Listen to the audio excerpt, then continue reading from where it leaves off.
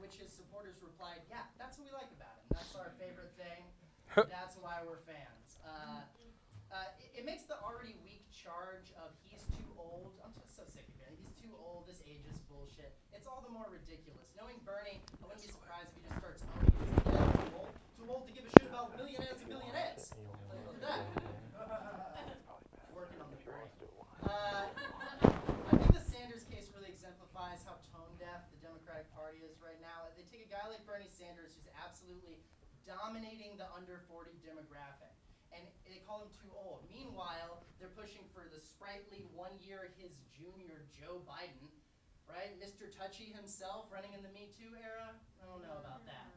He does. No, he likes shoulders and waists more than he likes Ben and Jerry's, and he likes Ben and Jerry's a lot. He's an ice cream fan. Look, it's ridiculous. We found out this week that the smirking teen, you guys remember this kid with the MAGA hat? He got made famous, right, with the video of him. He's staring down the elderly Native American Vietnam vet. Remember him? Well, he's suing the Washington Post for $250 million. Yeah, for the story that they published about him. That's a lot of money. I mean, I understand things got a little out of hand. $250 million? Okay, so let's be clear. An already rich white kid who clearly does not have any depth of experience or historical perspective was in a minor incident with an elderly war vet of color whose people were killed in genocide, and the rich white kid feels that he was so wrong that he wants all the money forever, all the money. Reminds me of a certain president, I know. Certainly learning a lot from his hat. Move over white privilege, here comes orange privilege. It's new and improved. This week we found out also, which is crazy that we're talking about the Jussie Smollett thing, and not this. This is nuts. We found out that a white supremacist in the U.S. Coast Guard has been planning a terrorist attacks against, surprise, surprise, Donald Trump's enemies. Yeah, another guy sitting in his basement concocting ways to fuck us all up. Me too, it's gotta be included. He's gotta be watching this show. He's one of those 8 people. No, but it makes the second foiled terrorist attack by a crazed Donald Trump supporter in recent months. Let's not forget the successful attack in Charlottesville. People are being violent on this guy's behalf. At this point, I gotta be honest, I'm calling for a total and complete ban on all Trump supporters until we can figure out what is going on. You know what I'm saying? I mean, when Donald Trump sends his supporters, he's not sending his best. They're racist. Oh, my favorite. Oh, this is my favorite ridiculous, terrible story of the week. Steve King, Iowa senator, and somehow even creepier guy named Stephen King, said he has nothing to apologize for after meeting with Austrian Nazi sympathizers. Let's see. He supported a white nationalist mayor in Toronto, and he's been questioning on Twitter what the problem is with white supremacy. Like, he doesn't get it. He's trying to field that question. He claims to have been misquoted by the New York Times. Their official response was, dude, we just read your Twitter. What? How do we misquote? He also said this week, I'm descended from abolitionists. My great-great-grandfather, 5 times great, gave his life to put an end to slavery. Okay, let's talk about math first. 5 times great-grandfather to a 70-year-old man could not have been an abolitionist. Not possible. Why? America wasn't a country, okay? That's like the math doesn't work out, all right? Second thing. So the math is worse, by the way, way worse than Kamala Harris claiming she listened to Tupac in 1986, okay? It's worse, more offensive math than that. And let me give you this one for free, all right? I'm just going to give this away. White people, okay? You cannot take credit for abolishing slavery, okay? You cannot take credit for abolishing slavery when you enslaved the people in the first place. Like, it just doesn't work that way. It's like a guy basically saying, like, well, Judge, sure, but I also stopped raping her. So, yeah, all right. See, I thought that would be the good, strong closer, and I feel really good about it. So, thank you very much. We got a fucking awesome show for you guys tonight.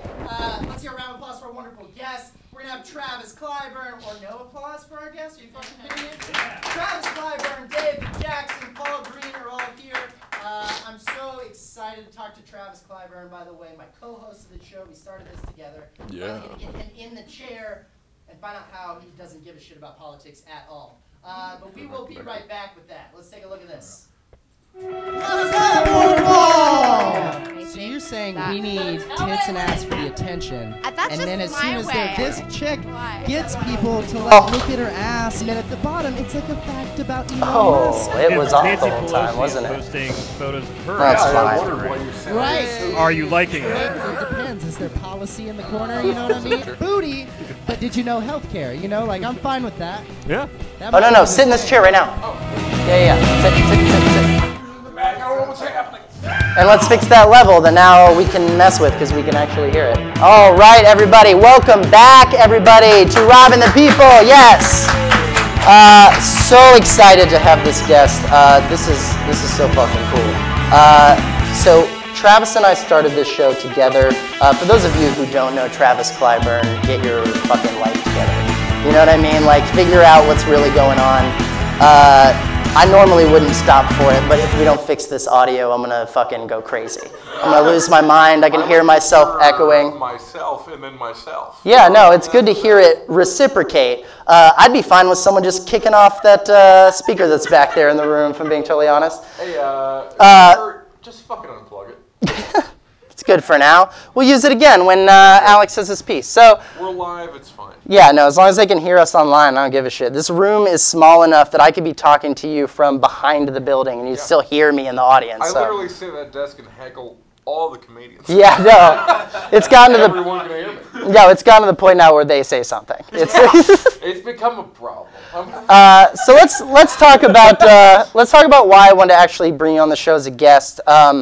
So when I came to you and Joe originally and said I wanted to do the show back in the fall, we're going up to the midterms, I said I want to do like a late night talk show around politics. Right. And then Joe was just down for anybody to use this place for anything. He's like, fucking yeah, you know. Yeah, he's into it. Host, yeah. Well, that's very nice. So my idea was, and I've said this so many times on the show and on stage, but like I couldn't get a bearing for my political material because I couldn't tell if people just didn't know what the fuck I was talking about or if the jokes were bad. Probably the second, but hard to tell. The latter. Yeah, exactly. Thank you, by the way, for backing me up. Sorry, buddy. That makes 2 in a row now that I'm like, ladies and gentlemen, this person I invited to my show, and they're like, how's it going? As a tone. I'm always on your show. No, you're always on the show and you're always honest. No, but let's get into the real thing, because when I said to you, I want to do a political show and I want you to co-host it, you were very clear about the fact that you are not interested or engaged in politics at all. No, I mean, I basically, I'm an existential nihilist. I basically believe in nothing. I'm going to be really honest. That essentially means I have no hope for any of you. That's what that means, if we're going to be honest. Yeah, see, fuck him, you know. David Clayton Jackson's going to be up here soon. He knows. But I feel like because I believe in nothing, I'm a superior fact checker. Because You don't really have a horse in the race. I don't give a fuck about any of you. You know right, what I mean? yeah. No, it's true. Like liberal, Democrat, I don't care. Like that's what, like when the mighty Michael Virgilio and the mighty Nick Jordan were debating. I was 50-50, honestly. Really? Yeah. I mean, until they started yelling, and then I got sad. Right? It's funny because that's when I got hard. That's my favorite thing. Okay. Yeah. That's what it means. So, no, but what's funny to me is that I asked you on the show, you said yes, and then later told me that you weren't super into the subject matter. And then it turns out you actually know your shit really well. It's not that you don't know. It's that you don't care. Yeah. And that's what I fucking love about you, man. In a weird way, I would almost trade that with everybody else. You know what I mean? Because there's so many people who do vote and do care and don't know what the fuck they're talking or thinking about at all. I know all the things and don't give a fuck. Right. So then let me ask you this question then, because this is my real reason for doing this show and trying to do shows like this.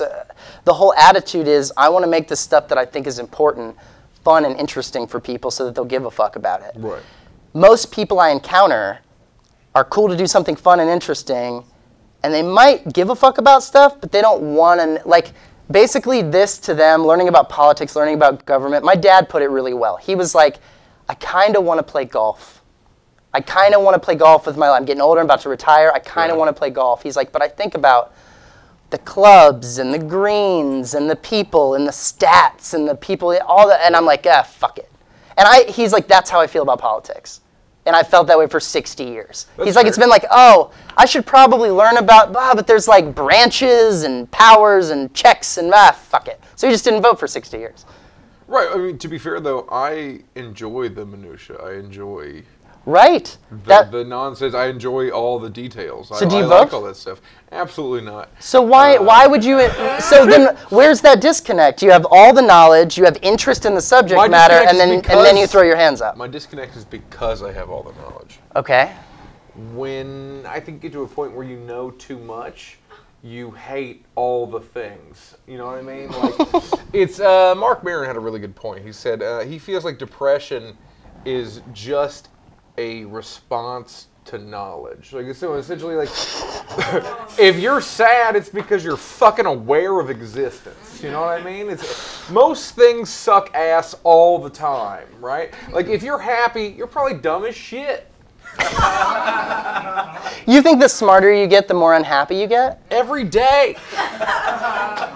I don't know, man. The comedic part of me wants to like agree with that and ride that train for a little bit, but the talk show part of me wants to unpack it a little bit and put this train back on the rails. I get it. You all just witnessed the dynamic of us hosting a show together. I'm like, should we talk about things? He's like, or like, go on. Here's the thing. Yeah. I think you can be smart and happy with drugs. That's what I think, guys. If we're being honest, you know what I mean? Like, it's legit. And I'm trying to get sober, which makes me sad. It's going. Do you think that relates at all to the everything sucks? What? Getting sober? Yeah. Yeah. Because now we have to think sober thoughts about how much reality sucks ass. You know what I mean? Like that's. No, and 100%, dude. I mean, you know, I smoke weed all the time, all day. Oh, yeah. But that being said, I'm still a pretty functional person, and for me, I have to say, part of my brain 100% gets that and has to agree with it because I clearly can't survive without an intoxicant. So I'm with you.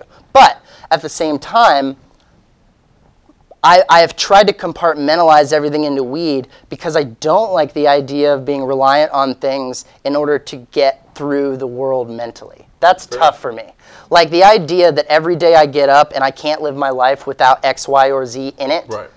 I hate that. And weed is one of those things right now. I get up, I mean, dude, what, last week we left the show like 2 in the morning and I'm like, look, I know we're about to go crash out. We did this fucking long ass day, but if I don't go buy some weed and I don't have some when I wake up in the morning, I'd be fucking pissed and you're not going to want to hang out with me. Beautiful, open till 2 a.m. shady ass dispensary, by the way, right down the road. MCC 25 cab, shout out. What's up? Yeah, absolutely. I don't have them in my pocket. I bought some fantastic edibles. Right. By the way, whoever makes edibles needs to learn how to distribute those motherfuckers properly, because I ate one that I thought was 10, and I saw the face of God. You know what I mean? Like, and then I ate one, also thought it was 10. I didn't feel anything. You know what I found out? Fucking figure that I don't know if shit this is legit. This is based on no science, but I don't think the whole fucking body mass index thing affects weed edibles at all. Absolutely It doesn't. No. There's no way it does. Same with acid, by the way. If you think you're a big boy and you like, I'm gonna take 3 hits of acid, you're gonna fucking cry. you gotta pump the brakes.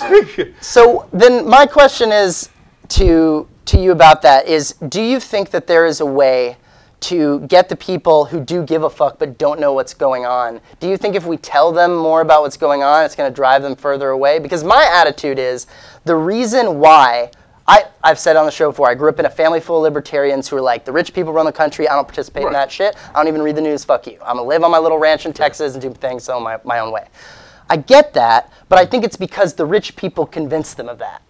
You know what I mean? Like, I think they got tricked. I think they got tricked into not voting because they're like, well, I guess it doesn't matter if I don't. It's like the rich people are like, haha, perfect. They don't even participate. Most of the Tea Party people were honestly just basically being convinced by a lot of the large corporations to push down regulations and stuff like that. Like, that was the whole point of the Tea Party. Sure. Like, they were libertarians who wanted to deregulate shit. Yeah, free reign. Yeah, and like the most supporters and the people who put the most money into the Tea Party were people who wanted to dump fucking chemicals into the water. Yeah. You know what I mean? Yeah. So I don't know that knowing more is better. But I don't think that's necessarily evidence of it. I don't think the Tea Party was motivated by a bunch of knowledge. No, the Tea Party was motivated by morons. If you're going to be.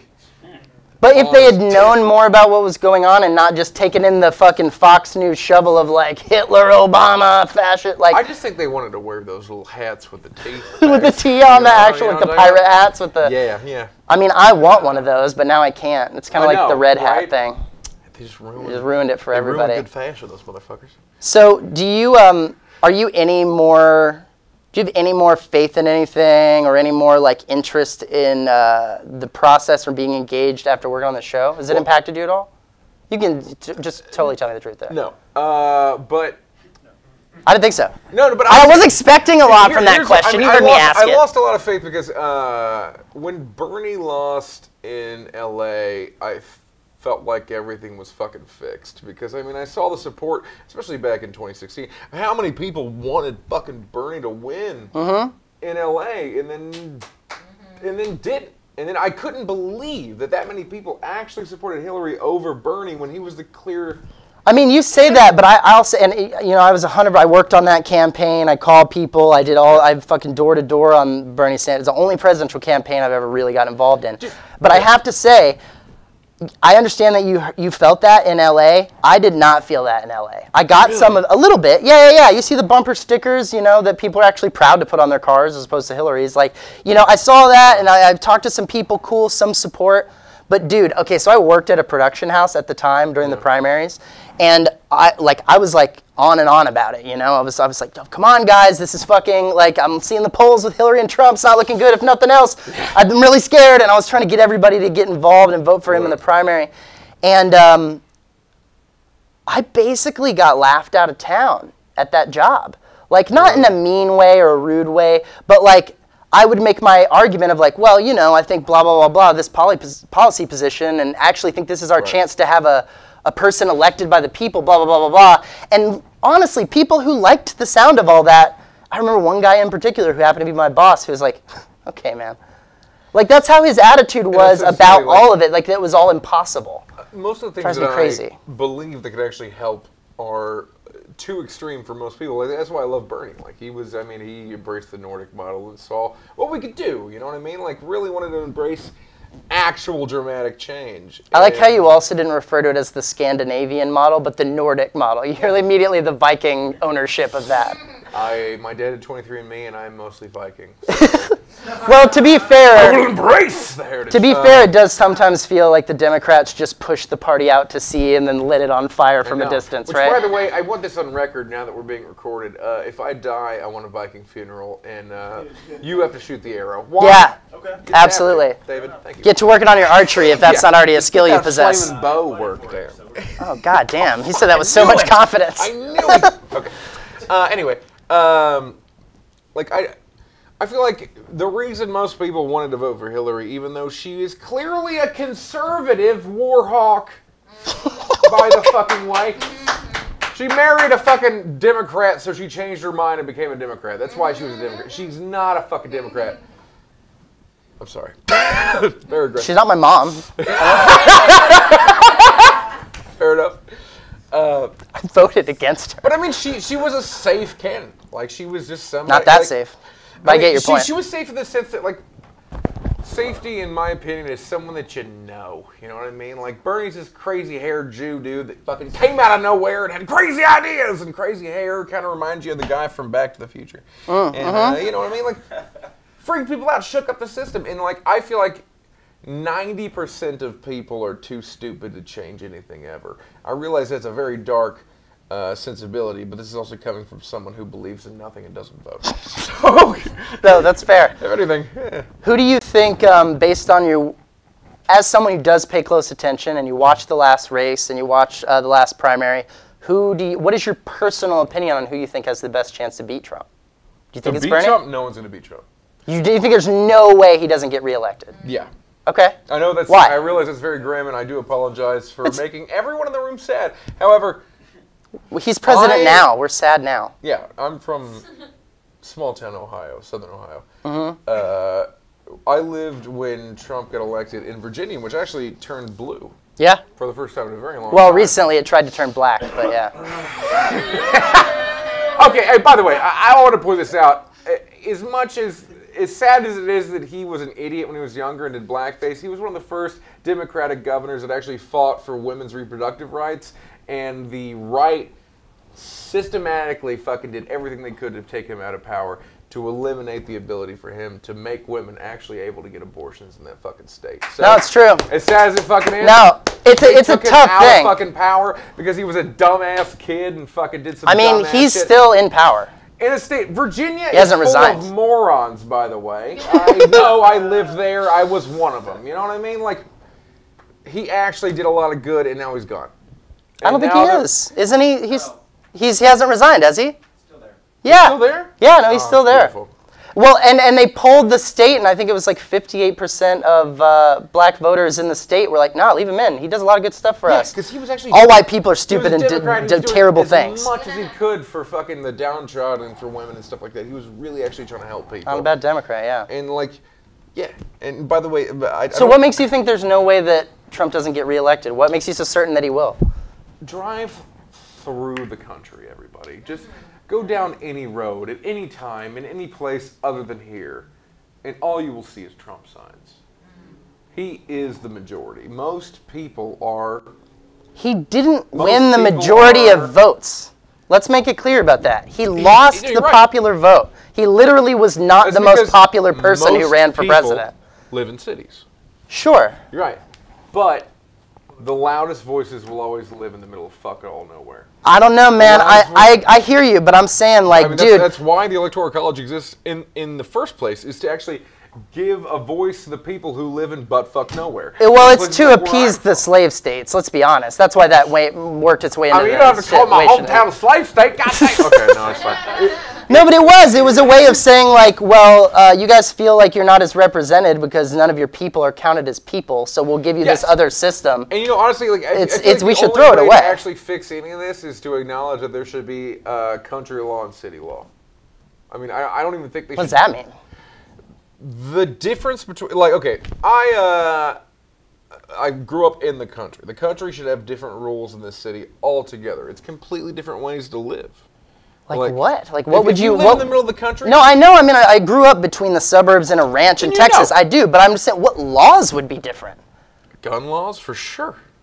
Well, they in are. In the cities, you absolutely no, but I mean, like, they are. For the most cities, you can't carry a gun around. Sweeping gun control laws in a lot of the cities, which there should be, because there's too many goddamn people crammed too close together. Now, if you live in the country, you need a gun because there's animals that will try to eat you sometimes. You know what I mean? No, yeah. And people that will try to eat you sometimes. You know what I mean? Like, there's just some shit out Ohio. Yeah. Like, just certain things will never mesh. Like, city people and country people will never be able to have the same laws. Do you think let's have two presidents? We'll have a city president and a country president. I think we should have someone that is you, clearly the city president, and me, clearly the country president, comes out, all right, y'all, we're going to put our 12 gauges down and listen to this liberal queer. You know what I mean? Like, we're going to... One. That's all I wanted. It's all right. So anyway... It's just a lot of me making faces. No, it's a lot of me making faces while you do that thing where I'm like, no, we're totally going to do what he says. Normally I'm in the back and I can just say things like tarded and no one makes faces at me. I wanted to put you on the line, man, to make sure that you had to be held accountable. Fair enough. I like it when you're all looking at me. I think that's a reasonable place to call it, man. We fucking thank you so much for talking to me. Oh, thank you for having it was me awesome. We're going to kick his ass to the back so that he can tell us what's going on. You can stay here for now. In the meantime, I'm very excited for this new segment. This is a new thing that we've been working on. One of our talented writers, you've seen him on the show twice already, Mr. Alex Caine. We have an awesome new segment that we're going to show you up on the screen here. Y'all at home are going to get to see it on the feed, and then we'll post it later. We've talked about how this show kind of mirrors Bill Maher a little bit in not quality, but general style. Yeah, sure. And we're like, oh, wouldn't it be cool if we kind of did a version of like a John Oliver thing, like, because we love that show as well. We've watched many of John Oliver after the show. So since we don't really have an uppity Brit to do that piece with, we basically took our Lewis Black, Alex Caine, and put that together into a new segment we're calling Caine Complains. Enjoy.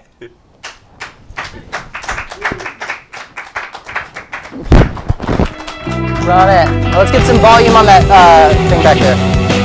So we can hear it. Your health. It's the only thing that strangers will tell you how to manage. People who haven't seen the doctor in over a year love to tell you about how you can fix all of your issues using rocks or oils or just by trying your best. And it might work. I don't know. I'm not a doctor, but I doubt it. Like, I don't think wearing a turquoise around my neck will ward off unhealthy germs, but that might be why it doesn't work. However, when someone tells me to do something like that, I can just laugh them off and walk away. How come when companies do it, we take their word as fact? We as a society have put a lot of faith in companies looking out for our healthiest interests. But they won't. Companies over and over again will put their bottom line over their customers because that's just what companies do. So why do we trust them? Listerine was listed as the most trusted brand of mouthwash in an article by Reader's Digest listing the most trusted brands in America. Why was this list written? Why do Americans need to be told what brands we trust the most? And why Listerine?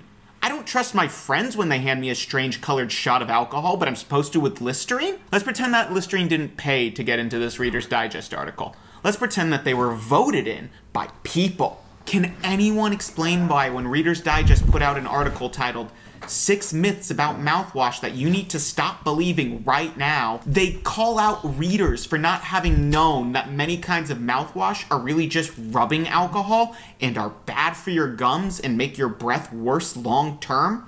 They call out their readers for not knowing that, but not once do they call out Listerine, their most trusted brand that not only does this with some of their products, but pioneered the practice. Why are they yelling at their readers, but not yelling at themselves for not doing their own research? Articles about products are often paid for by the companies that make that product. Yet we seem to not want to acknowledge that these articles are just ads, when that's all they are. I went through 3 major news sources: USA Today, NBC News, and the New York Post, just looking for articles that claimed one food item could reduce your risk of cancer, a disease that science openly knows almost nothing about. I found a few choices.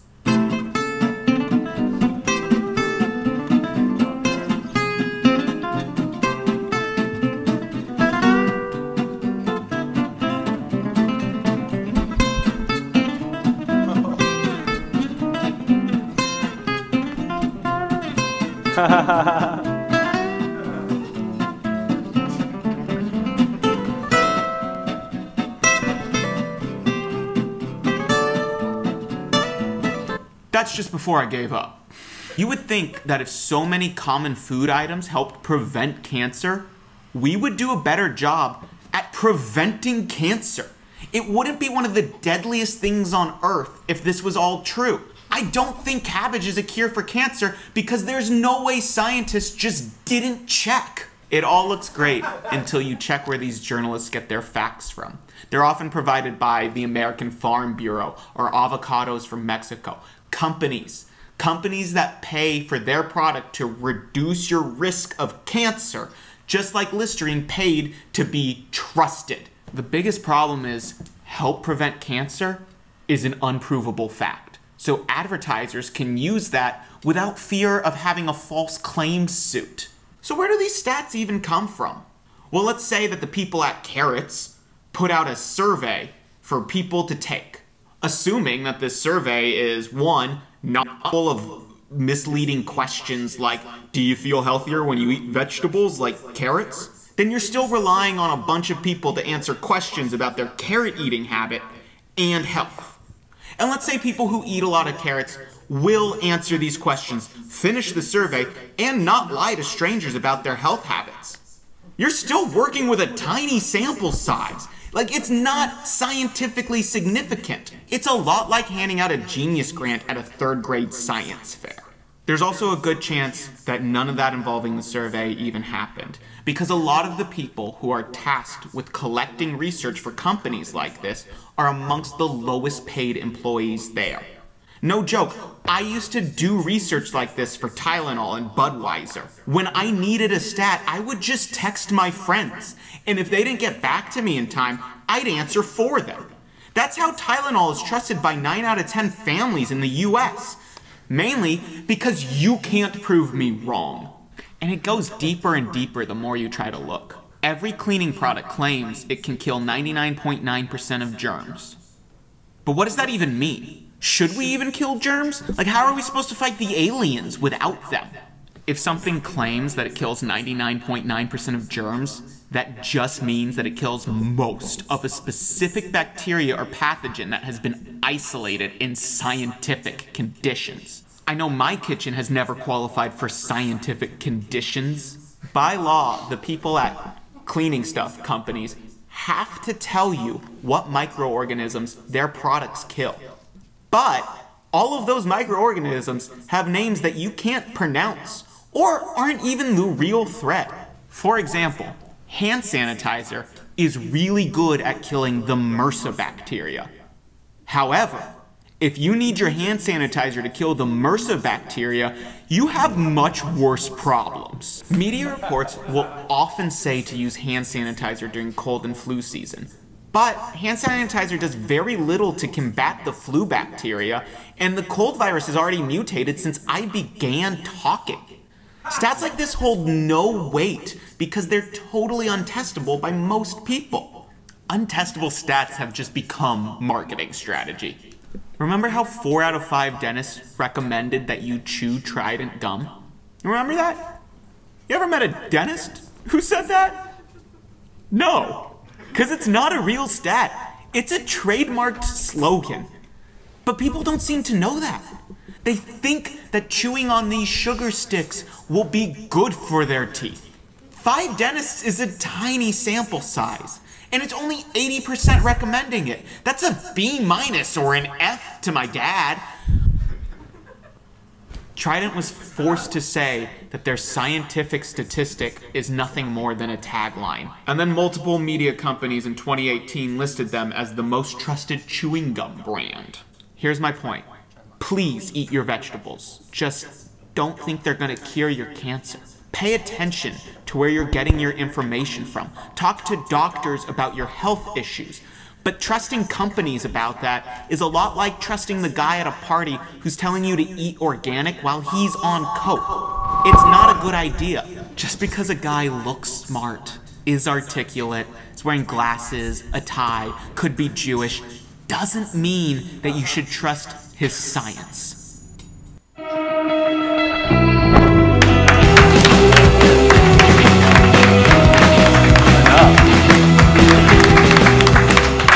Yeah, hell yeah, Alex Caine, everybody. Good stuff. Absolutely, right? Yeah. So my idea is that we have this be a small version and we blow this thing up and we'll have Caine have his own fucking show. I think we give him a full, all right, are we supportive of that? Yeah. Started with the thing. Exactly, there are 3 people in this room that would watch that. I think that's enough. That's like half our normal audience. All right, let's get right into it, everybody. I'm so excited to have our wonderful panel here. Our first panelist is our answer to, why didn't you have any black people on during Black History Month, Rob? He is David Clayton Jackson, everybody. Oh. What's up, guys? I thought that was me. Yeah, here, finally our answer to that. Finally, we get a white dude in here. My next guest, we were just talking, and you know how funny he is. Everybody, he's Paul Green, everybody. Hear it for him. I was the one dentist who didn't recommend it. Yeah, you're the 5th dentist. Nope. You've been wearing it with pride. You know you 100% that looks on brand. No, I would love to go on about Caine's bit because we spent the latter part of the last 4 days trying to fucking get that thing together, and that blue screen work was impeccable. Oh, it wasn't. Yeah, thank you. I appreciate that. I liked how his arm just kept disappearing over to the side a little bit. Do you know how hard it is to get an angry Jew to get his arms in like this? Like, do you ever see Bernie when his coat gets up like really high? That's like how it is to shoot with Caine. It's like eventually he thought that shirt was black, by the way. I had to tell him it was red. He's notoriously colorblind. I didn't know he was Jewish. Learn a little bit every day.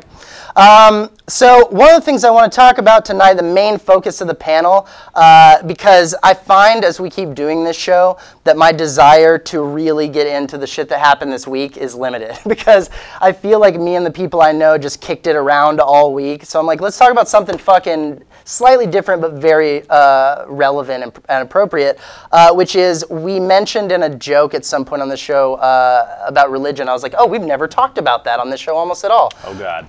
Yeah, no, let's get into it. Oh, God, that's religion. Exactly. Yeah, off to the races. Well, I should just point out, based off of Travis's comment, I'm happy I don't do drugs, so evidently I don't know anything. Yeah. So I don't know if I'm a good panelist. I know correct, Paul nothing. Green. Are you, out of curiosity, are you like don't do drugs or like never do drugs? Which one? I don't do drugs. Okay. I've done drugs once because I really liked the girl. Right. And You'll do it for women, yeah. yes. What was it? Huh? What was it? Weed. I did weed once. Oh, you smoked some weed I for a smoked lady. weed for a lady and regretted it the 2 nights that I couldn't fall asleep. And What kind of haven't done weed? it since. Whatever she gave me, but she smoked weed constantly, so I Right. have a feeling my tolerance was low. But true story, I had hernia surgery on Thursday. I'm in tremendous amount of pain. Thursday? 3 days ago. Oh my God. And Travis is going to freak out backstage because I have not taken one painkiller. I have 2 prescriptions, and Travis has already. Don't. Travis Don't. has already mentioned that he wants to buy them from me, which I will not do. But I know nothing. Not on record anyway. That's not That's happening. how I feel Don't do it on about record. drugs. No, normally I would say I find you very charming, which is strange because normally when I meet people who don't do drugs or hear that they don't do drugs or drink or anything, I'm like, oh, like Here's Trump. why. I'm not judgy about it. Oh, that's how you get away with Because it? I'm totally fine with them. But I don't have. You notice I didn't say I don't do drugs. Is that the only way to be judgmental? Yeah. Is to also become effeminate? That's the only way that I learned to be judgmental. Did that become effeminate? That's actually really misogynistic. This is a little. Which is not. Well, This who's- looks who's to say masculine that? to you? You Who's tell to me say right that? now on live Who's stream. to say that? That's misogynistic. You Or can it still. sounds like a sassy gay guy too, a little bit. Little bit. Yeah, it could be either one. Either way, it's not the butchest impression of a Anybody guy. who's judgy is a sassy gay guy. That's why I went your there. head. That might be an actual fact. Yeah, They're very good at 4 out of sassiness. 5 gay guys are Recommend. sassy and judgmental. That's on the record. That's on 4 out record. of 5. So what are, I'll go ahead and say mine, my background with religion as we get into this. I was raised in the South, but I wasn't raised by Baptists, but I was raised Baptist adjacent. So basically everyone in my family was really like, I think Methodist, like just Christian light, everything's fine, just fucking be nice. That was generally the idea. But I had a lot of friends whose family were like Baptists as fuck, which like if people can't know in LA, right? There's no way you know about the Baptists? I know about like Southern Baptists, but I don't know about like regular Baptists. I don't think there's a huge difference. Well, Maybe Check. there there's is. a big According to difference that in movie, music. Blue Oh, Chips. sure. The music is way different. Yeah, that's fair. No, that's fair. Because Southern Baptist music is awesome. It's black people. Yeah, it's fucking incredible. And that's another different thing because when you're talking Southern Baptist, are we talking Southern the Angels? Are we talking? Southern Baptist Angels. Yeah. Sorry are we about talking? Are we talking Southern Baptist white or Southern Baptist black church? Those are very different vibes. I've been in both, and I will black go. church. Man, I will go to the black church every day, and I don't care what religion they're doing in there. I barely hear it. The fucking joy and the energy is like, Oh, it's yes, amazing. I'm about to get back into Jesus. It's real. Yeah, I left this shit 10 years ago, but god damn, they make it fun. Yes, they do. I don't know why. I cannot imagine why white people have not tried to appropriate that shit. If you're gonna steal something, steal the way they do church. fun. Make the They're shit White people fun. have Good been at having slowly stealing black culture for a long time, so it's probably just a matter of time. I'm The sure. main Church problem is actually white people can't feel the same joy. Not when they're on genetically. drugs, Travis. Oh, trust me, I know, baby. Joy is numbed. Does he get to just comment from the back over the? I Yeah, he didn't gets to realize- say whatever I he am the wants. voice of God. Yeah. Yeah, You that's our don't believe in dynamic. God.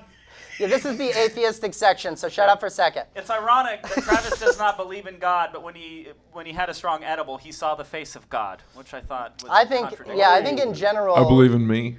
Yeah, pot. He was staring in the mirror back there. Yep.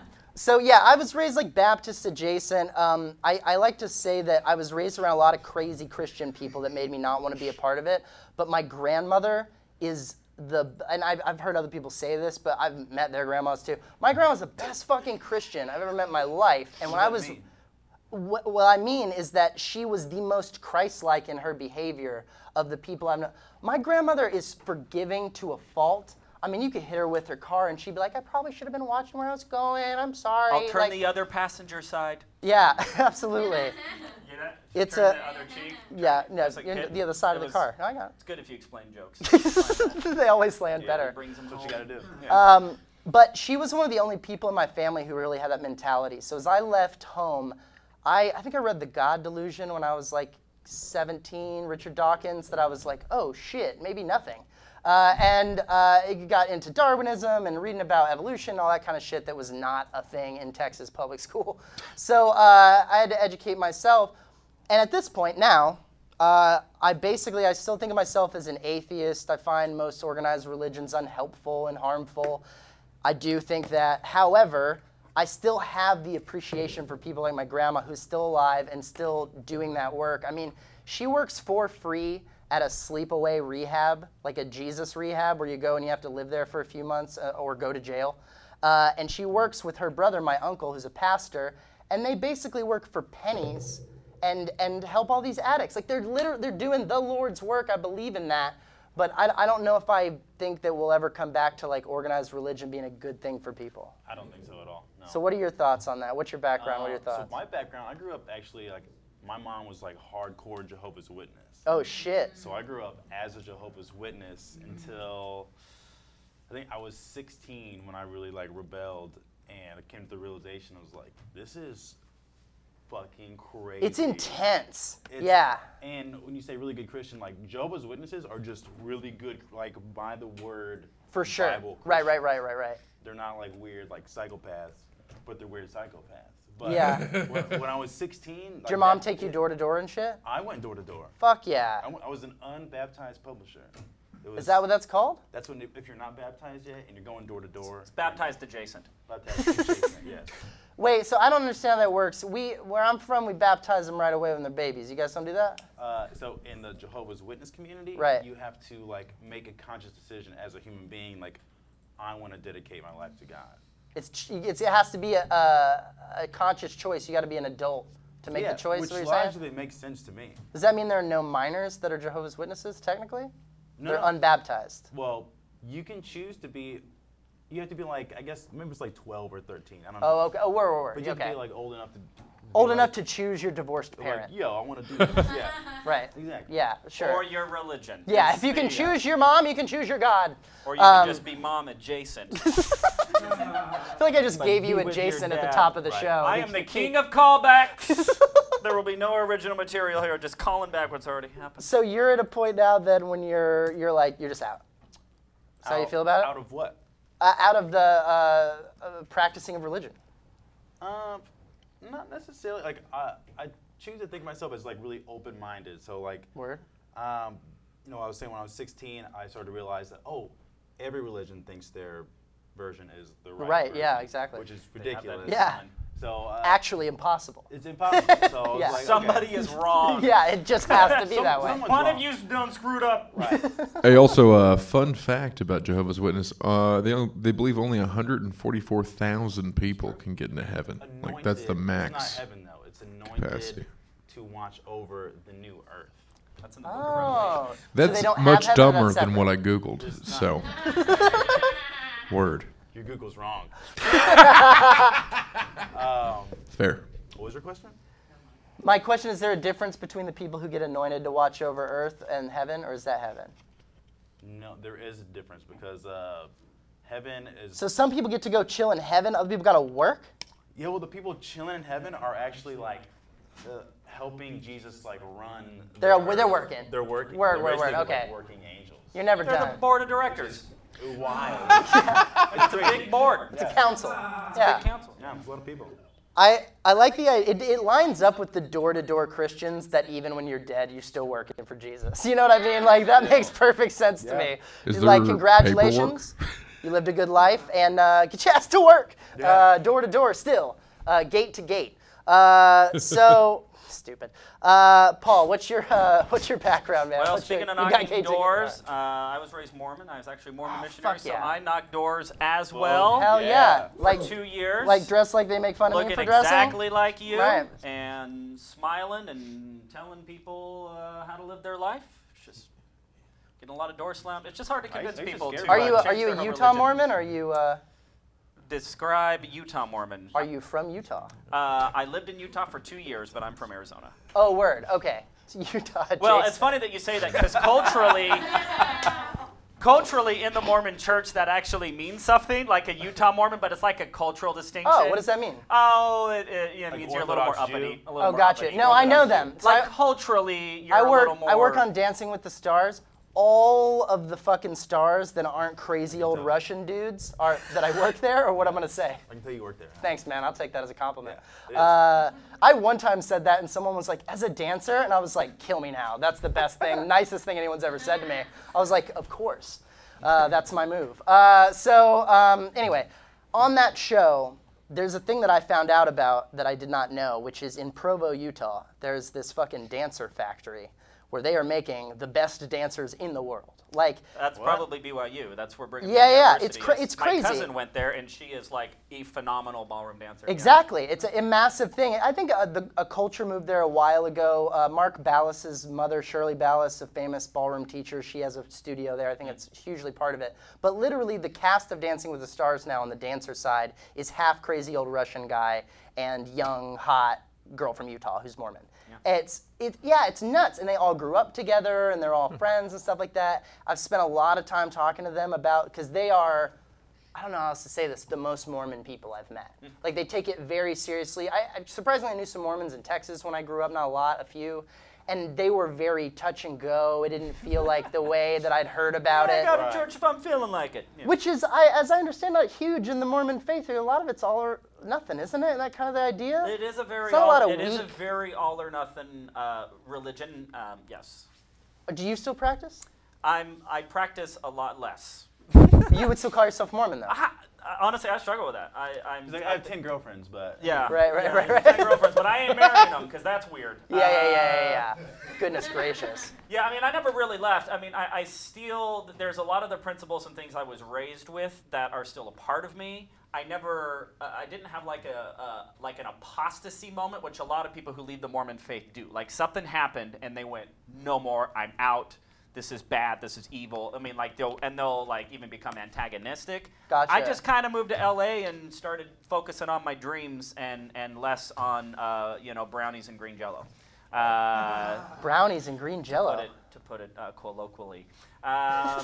Did somebody say they have brownies? But I get asked a lot about people ask you Mormon, like, and honestly, I really don't know, because probably within the Mormon faith, right? Because I haven't really been to church. I went to church in December because they wanted me to play piano for their Christmas program, and I have no problem. But in terms of like, drinking the Kool-Aid, I'm definitely not a Kool-Aid drinker, in that regard. But I also don't have... Not getting married in the temple? Well, I couldn't. I'd have to make some changes. Yeah. I'd have to start going again. And some strict rules. I mean, there is an orthodoxy, and they're very strict. So in that regard, it's like, yes, if you really want to like be in the faith and drink the Kool-Aid, then I'm not. What do you take away? You mentioned there's some things from the Mormon faith that you still hold on to, that you're still a fan of. I mentioned myself, not a big Christian fan, but the notion, the capacity for my grandmother's forgiveness and kindness that I really think she got from those lessons one way or another, and the people who taught her those lessons. There's shit in there, It's like there's a lot of stuff I don't like, but yeah, did Jesus say some shit that is like straight up a good way to live your life? Of course. Yep. So what did you take away from the magical stone tablets that you so appreciate now? Well, yeah, I mean, and it's not really something that's unique to Mormonism, but yeah, more to like Christianity, which, like really loving people, which is ironic when you mix that with organized religion and then it becomes exclusive and people get discouraged. But like, I have met some LDS people, like how you described, who are just some of the most benevolent, Christ-like, loving. It's remarkable. Anything that you would associate, the negative parts of religion when they become exclusive or when they, are controlling or they demean women or like, that stuff, which happens. I'm not trying to say that doesn't happen, but it's like, but the people who were raised in this faith have been able to extract like a level of compassion and love and benevolence that is really unworldly. Yeah. And I've met some of those people, and I've strived to be one of those people. For sure. And I'm not saying I'm great at it, but it's, I've developed some characteristics where I glean a little bit of that. It's just like a week ago, I'm on the freeway. I'm going to brag about how great guy I am, and and I'm driving home. I thought you were about to brag about being on the freeway. Yeah, I was on the freeway. Learn that from Mormonism. The weird brag. Take a quick pass. So anyway, I'm going, and there's just a car stranded in the middle of the freeway, and people just boom, boom, boom, boom, try boom, not boom, to hit boom, it. and I go boom, and I pull over and put on my hazards, and there's this like young kid. He had to be like 16 or 17, probably just driving. Something happened with his car or whatever, and I'm just with this kid. I call the cop at work. He's crying. He's like, I just want to go home, sir. And I'm just there with him. I go and I call the police, and I slow down traffic, and I'm sitting there going like, I'm a pretty damn good guy right now, like. Yeah. I mean? Absolutely. And I'll tell you where I learned that. I learned that from my dad, Because every single time I was in the car with my dad, and we would drive somebody who was stranded, he would pull over, no question. And I saw him help so many people, which is a tenet of the religion. It's like, look out for your neighbor, love people, help people, you know. And I've seen so much charity in the religion. And it's like, if somebody comes to me and I feel that they're in a need, like I've given money to people, right? And I've, you know, and I feel like, no answer. And I feel like but that's something that like I don't see outside of religion in general, and I'm not saying that you have to be religious because there are plenty of given people. So I'm not saying that's a lot of people who aren't religious that are the exact same. Yeah, absolutely. I don't think you need it to get there, but it is a path to get there. What I'm saying. For sure. Like that's where I learned it from, and yes, you can learn it outside, but I've also seen it not learned outside, and I've also seen it not learned inside. So. It's remarkable, the Mormon faith too. To me, as a complete outsider. Of all the different Christian faiths, I've got to be the least experienced with it. I don't even want to say the least knowledgeable, because at this point I feel like I know so much because it's an interesting thing it's come up. But like my thing that's so interesting about Mormonism is that I hate to compare it to Scientology, but as of one of the two newer religions that are based in America, there's only those two. And here are two religions founded by white people in America. And and to so many Americans, they're both nuts. They're like, I don't know what you guys are into with going to other planets and shit, but I'm not buying that at all. Fine. It's fascinating that one of those groups, by and large, are very kind, mostly benevolent. I mean, most of the Mormons I meet, even if they're a little nuts, are so fucking nice. They're all nice. Occasionally there's bound to be some assholes, but I haven't met very many of them. Meanwhile, Scientology is this other group, and they could not be less like understanding and inclusive and all of these different things. I'm curious if we're done having new religions. You know what I mean? Like, do we come up with the two new? Like, I feel like we got one for the 1800s, and now we got one in the 19th. There's got to be another one, right? People need to feel like a part of a group, right? Because I think people are never going to get over their fear of death, and I think as long as death exists, groups of people organizing to like tell themselves that there's something else and this matters or this to distract themselves. You think we could get over the fear of death as a no, people? No, we can't. You don't think we can? I don't think I think we can. There's always going to be more, the next group or the next thing. What are you going to say, Trav? I said I think we can. We just have to not care about life. That's the key, guys. Just well, the new religion is going to be the Clyburners. Yeah. And they're By all the gonna way, be I'm fucking starting a cult. If anyone wants to join, I have the Kool-Aid back here. Travis, I give that man a hug. I just want. That means something, Travis. We hold each other. I think it's super. I think that's fascinating, honestly. And I think that is what has fueled so many religions over the years: is the fear of death, the fear of the unknown of what happens after. And the thing that makes me think we may be capable of it is the fact that I haven't always. I had for the longest time a fear of death, and now I don't. And I think that if I don't know. I guess I feel like if one person with no help or trying. Why don't you? Why don't I? Yeah. What made you lose your fear of death? Yeah. No. I'll say that for sure. My point that I was making is just that I feel like if one person who wasn't even trying to do it could end up wrapping their brain around it, it's possible, clearly. The reason that I'm not is a fucking dream I had. This is totally very, very real. For real. So I don't dream much because I smoke a lot of pot. And, no, I don't. It's a thing. If you smoke a lot of weed, you don't dream a lot. I know, baby. And if you stop smoking weed and you smoke a lot, you stop smoking weed for a few days and let the fucking lucid dreams rush in. They're intense. It's like take melatonin and just trip your nose off. It's like the fucking hose has been kinked, dude. So like if you let it go and just try to go to bed sober one night, it's gonna freak you out. So I did that.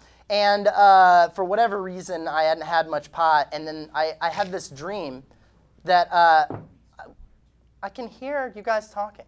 I'm trying to tell a story here. It was one of those things where you have the dream really late in the evening, and then you wake up from it in the morning, and it's like, oh my God, did that really happen? Cold sweat thing, right? Yeah. So the dream that I had was I'm in a plane at night, and it's like a big, commercial plane. I'm in coach, where I'm familiar.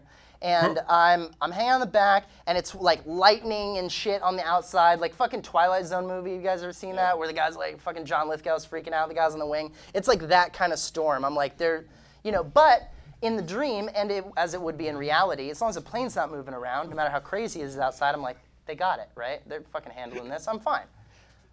Starts to go turbulence, right? We're going up and down a little bit. I'm still okay. Like, I'm like, oh shit, this is a bit, but you know, you gotta have the faith. Like, I literally couldn't go on a plane if when those moments happened, I didn't trust that the pilots got it. Right. Like, the only way I could even fly is if I could go up and be like, all right, I hope he's, you know. You can handle it. Yeah, exactly. So I'm in that, but then nosedive. I feel the plane, and I just, it's one of those dreams where you just know shit. I just know we're over water, which is not a flight I take ever. I've only done it once. I went to Puerto Rico and back, and it freaked me out because I'd already had this dream in my life. But I'd never flown over the ocean before, and in the dream of flying over the ocean, nosedive, crazy storm, and I start losing it in my head. I start freaking the fuck out. I'm like, oh my God, I'm gonna fucking die. This is the end. This is it right now. I can't do anything. There's nothing I can do. This plane is going to plummet into the ocean. If I swam at maximum speed, like my lungs might burst from the pressure. Like that's all the things I'm thinking in this dream, and I'm like freaking out. The plane hits the water. I like feel the impact, right? I see the plane break off in the front, and water just starts rushing in. The fucking windows are bursting, and the water's coming in. It's all coming at me like this. And I want to say about halfway between the water getting in and like hitting me, I don't know how to explain this other than this calm washed over me. And I was like, oh, this is fun. Like, it's not up, yeah. I was like, it's not up to me. I didn't get to pick any of this. Like, I just got on a plane. Planes take off and land every day. The pilot probably did his fucking best. Like, there's nothing I can do. And that helplessness kind of made me peaceful. Because I was like, that's all death. The trick that we play on our own minds is that we do have control over our death, that we will be able to do something in that moment, that we'll be able to step away from the bus before it hits us or whatever the fuck. No! There's no way that's true. It's all unpredictable. You never know when you're gonna die. You're probably gonna die alone. It might hurt. It's okay. I've experienced all those things already in my life. I've been alone, I've been in pain, I've been scared, it just can't get much worse than those moments I've already had. That's just my opinion on it. Oh, it can always get worse. The voice of nihilism speaks. No, it fucking can't. I'm sorry, buddy. That's my point. But my point is like I do go through life now with a sense of like, I used to say too, because I had a relationship that I was in my mid-20s that I thought was, you know, gonna be forever, it lasted a long time, and then it didn't. And this dream happened like as that relationship was kind of ending. So like, I've kind of looked at every day since then like retirement, like from life. What do you mean? Like, cause then I don't give a fuck anymore. Like I don't care. Like, I was invested. I mean, you're doing stuff. You don't care about. That's the interesting part. Right, like, right, exactly. I don't care if about. If you didn't care, you wouldn't be here. Exactly. You wouldn't be building. No, yeah, absolutely, you're right. And that's the thing, because it took a long period of nihilism, of feeling like the way Travis talks about it, of like, this is pointless. Why did I do anything? Like, I retired from my life where I was like, you know, living with this girl, so I was like married to this person, and I was gonna go on and do this thing, and then I had this experience, and all this stuff happened, and all of a sudden I had nothing, and I was living in a new place where I knew no one here, and I was like, oh, I don't care about anything. Like, my family's really small, so many of them died in the last 2 years, it was like one after the other. I was like, family's gone, that's gone, what's the point of anything? What am I doing?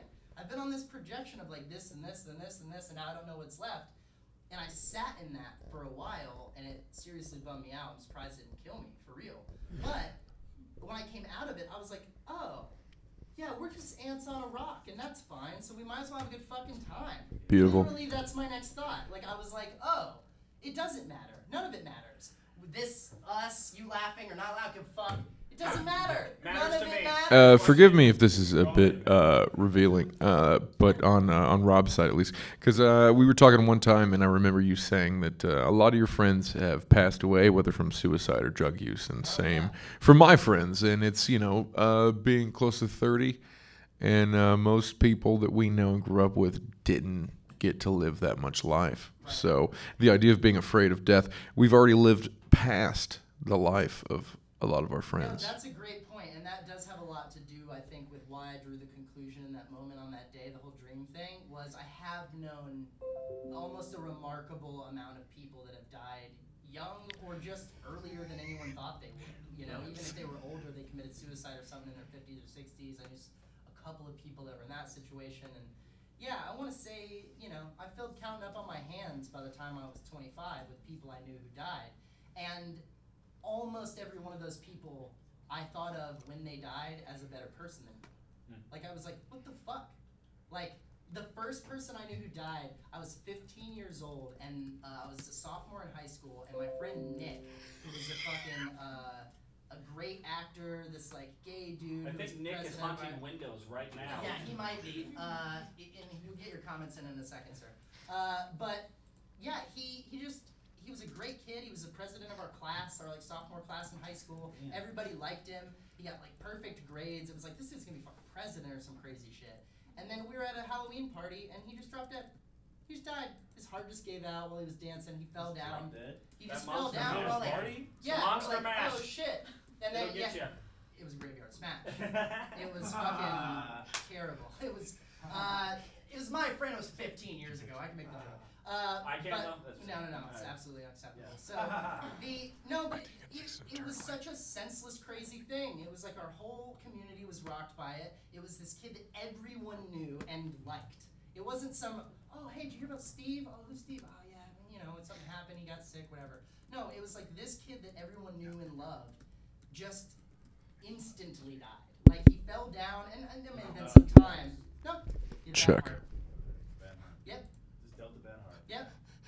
Just didn't have the right pieces to be a person. You know what I mean? Like, that's all it took. And sorry.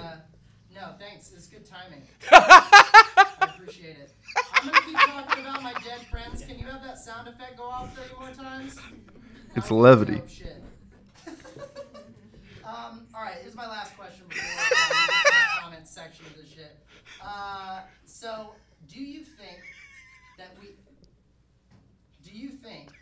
we have a country now that is going to continue to vote based on religion? I don't think we're going to keep doing that. I hope not. I feel like Donald Trump was the last president who had to pretend he was a Christian. Right? I don't think we're quite there yet. Do you think someone else is going to have to pretend to be more religious than they are? Yeah. I mean, statistically, the country is becoming less religious, especially the younger religion. They subscribe less to organized religion. So then the question is the younger generation going to start voting? And if they do start voting, but like then Travis maybe. said, drive through the country. Yeah. And you'll see how many Yeah, but people religion are is still like very. No, I religious. totally agree. But man, I have to say, the numbers on the working class states of this country, when Bernie was hitting Hillary in the primaries, he took every county in West Virginia, every single county, as opposed to Hillary, a moderate, like way more conservative person. If you're picking between Bernie and Hillary and you're a conservative person, fucking pick Hillary. Like she's your person out of those two. And he took every single county in the state. There is some support amongst working people, even conservatives who don't like people who are different. They still fucking want jobs and healthcare. They really do. And I think the argument is starting to come across of like, there might be a cheaper way to do it. Like, you know, making sure everybody has it. That might be a good way to do it, but we'll see.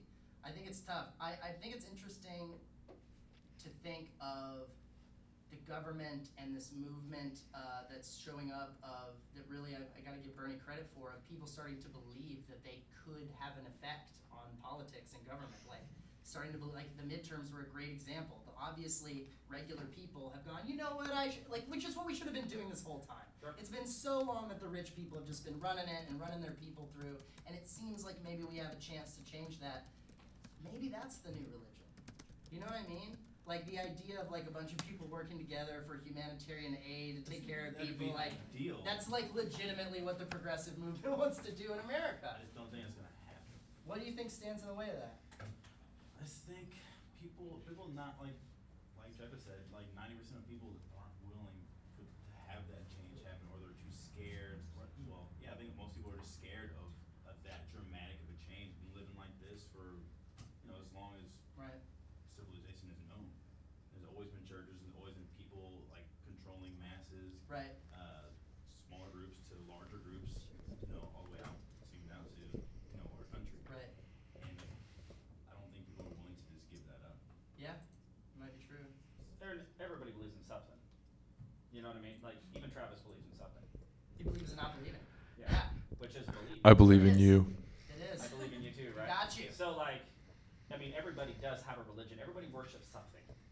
Everybody worships something. They may not call it a religion or whatever, but it's like, you know, people say, I don't believe in organized religion, and then they have crystals on their windowsill, so it gives them sun energy. You know what I mean? It's like, I think worship is a strong word, but I get you. Because as soon as you said that, I started to think about it. I was like, what do I worship? Worship, to me, is where you put your time and your money. Okay. Fourth wall.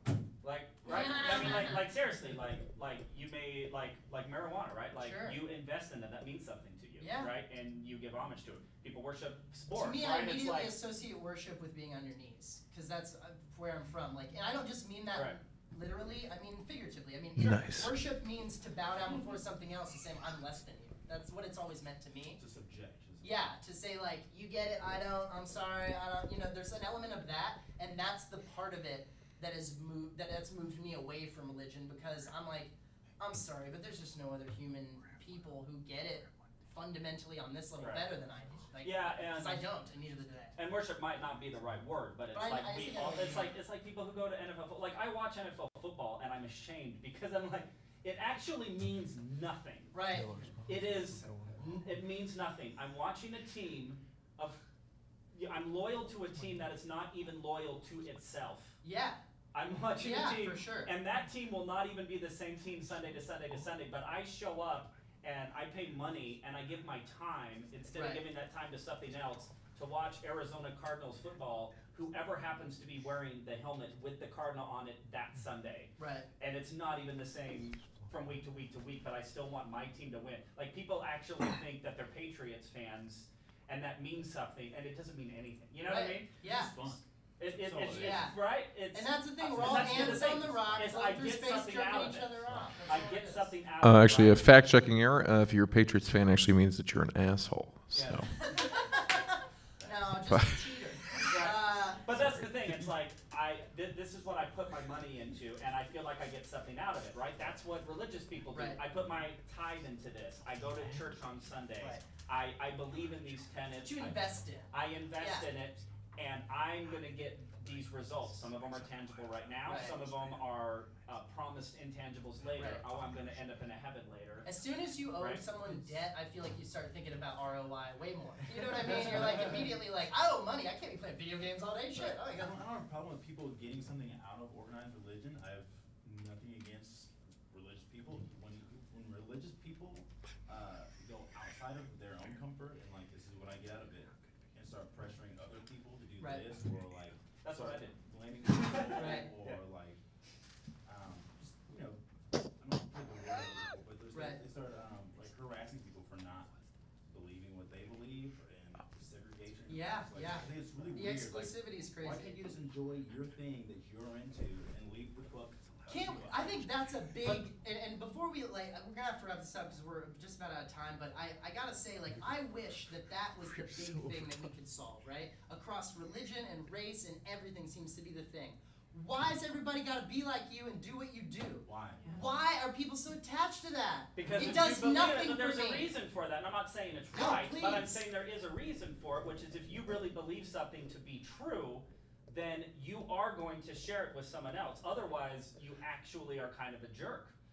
But I'm not afraid of death, and I think everyone would be better off doing that, but I'm not going to tell them my weird plane story every time. But you did share it here tonight for a reason. Okay, you can want to share it, but you can't get mad because someone doesn't want to receive it. Yeah, and I'm not saying it's right, but I'm not saying it's right to do that. So I'm not defending that it's right that people do that. I'm saying that I understand why people do that. And there is an element where every one of us, maybe we're not as aggressive. You know, maybe you're not going to stand on a street corner with a megaphone and a sign on Hollywood Boulevard saying you have to believe in my airplane story and life means nothing, right? I might try it, but sure. But yeah, you know, like maybe if you felt strongly about it, right? You know, like I felt so strongly about my religion. I legitimately felt that it was the best thing for people, and that I had a responsibility to go knock on people's doors and try to share it with them. And that's a weird thing to bake into a group. That sounds insecure they don't have enough people. You know what I mean? That's what that sounds like. It sounds like both those groups of people were like, if we just keep doing this on our own, eventually it'll dwindle, we'll die. We gotta make sure we get other people into this. Their goal was they want to save more people. Yeah, like Sure, like we it's just our different- responsibility, we just right? different It becomes the responsibility of every man who hath been warned to warn his neighbor. That's how we look at it. We look at it like how they look at it. And So again, I much don't know if I look at entitlement. it like that, but this is their mentality. And what a Just so you can responsibility. understand. Yeah. I'm not defending it. I'm saying For this sure, is the mentality. for sure. There's a village at the bottom of a valley, and there's a dam, Right. and there's a break in the dam, and that town is going to get flooded. Yeah. Right. You're the Now they canary may in the coal not mine. believe in it. Right. They didn't see the crack, but it's our responsibility to go warn the town, right? Right. So that's the motivation behind it. It's not like, oh, everybody needs to be like Right. me. It's like we have this information, and if Totally. we don't warn the people, then Right. we're like kind of jerks, right? It's just a bold position to take when you can't literally see them. Oh, it's totally right. You know what I mean? Oh, Yeah. totally. I It's mean, cool to like be the person to like Right. warn the person. The people are like, yeah, we're cool with dying. You're like, no, you can't be cool with dying. Right, Why would you yeah. be cool with dying? Exactly. you have to follow me. Just leave them. Let you them die. Let them die. And you gotta make it I have a because question real it's quick. not actually the person. It's like 10,000 people removed from the actual prophet Right. who had the vision. Exactly right. Well, this guy told me there's a dam. You know what I mean? Like, you better give me 10% of your money. And I love that the guy who told you this is from the 30s. Yeah.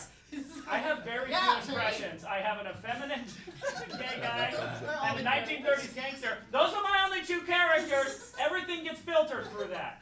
I think we had a great presentation of your ideas through those Yes. two people. Let's move on to our final segment, my favorite new thing that we're doing, guys. We're going to bring up one of our talented, wonderful writers, Hannah Canetti, everyone. She's going to give us some YouTube comments, find out what everybody's been saying on the feed. All right, everybody, Let her strap hear it. in. I'm nervous. Well, I can't. Me too, because I can't pronounce some of these. My favorite. Wait, is this? Sorry. Did they happen to mention what of my two voices they want me to respond to? I mean, maybe. Okay. I am Bic pentameter. Yeah. Said. Iambic pentameter. Yeah. Oh, Shakespeare. oh, classic. Good. I know. I knew that. I was just wanted to see. Okay. Said, ask Travis what he's been up to since the Sandlot. Oh, go fuck yourself.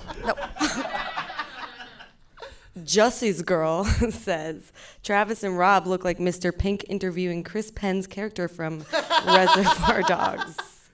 Oh, man. I didn't even How'd you finish. get out of that? Are That'd be these fun. comments just roasts, or is there a Yeah, Yeah. I think so. I have a sneaking Okay. suspicion We only have Regilio Rob, wrote so- all of these. There's a lot of fans. Yeah, yeah. Chuck Bora says Paul should come back for Bald History Month.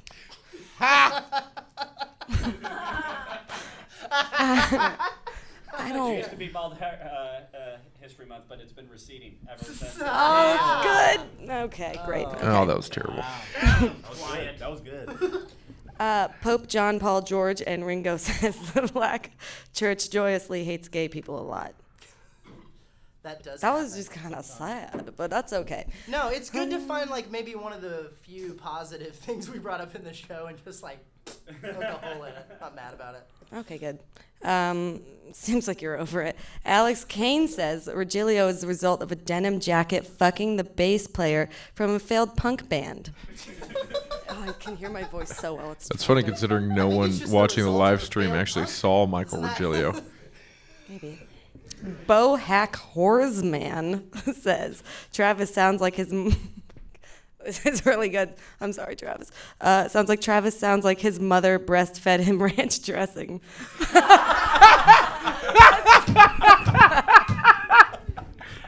Whoever wrote that's my fucking hero. It's not. I love you, Caine. Whoa. Okay. It doesn't. I don't know. It's gonna get better. Jason E says, "I think Travis drinks to forget what he knows." Yeah. Yeah. Always Jason Eckstein Drinks ranch. with the bold positive outlook. That's right. All right. Who's that? Billy Congress says David and Paul should be hosting a religious version of Whose Line Is It Anyway, where the gods are made up and the sins don't matter. That's good. That's so clever. I like That's it. hilarious. Wow, these commenters. I'll be the Wayne Brady, obviously. Yeah, for sure.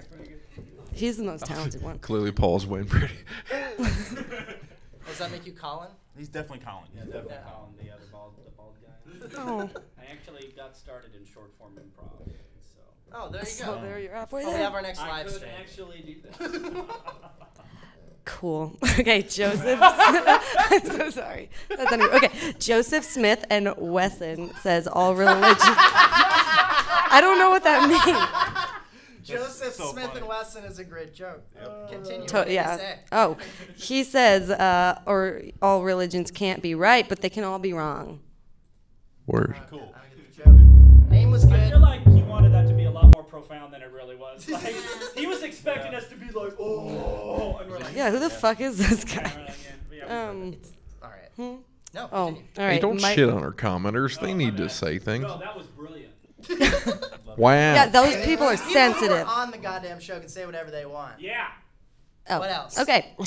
Michael Regilio says good people will be good and bad people will be bad, but for good people to act bad, you need religion. Word. And that's a wrap. Or That's it? yeah. sorry. All right, Ed Canetti, everybody. Oh, it didn't. Fantastic.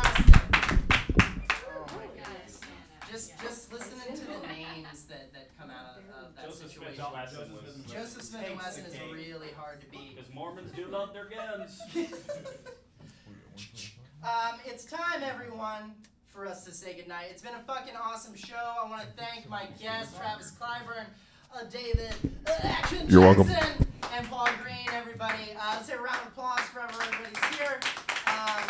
We got one more show for you guys. We got one more show in this run, and then we got to take a break and figure out what the fuck we're doing with our lives before we come back with it. It's been a blast. Thank you guys so much for being here. Good night, or more than likely, good morning. Yes, sir. We out.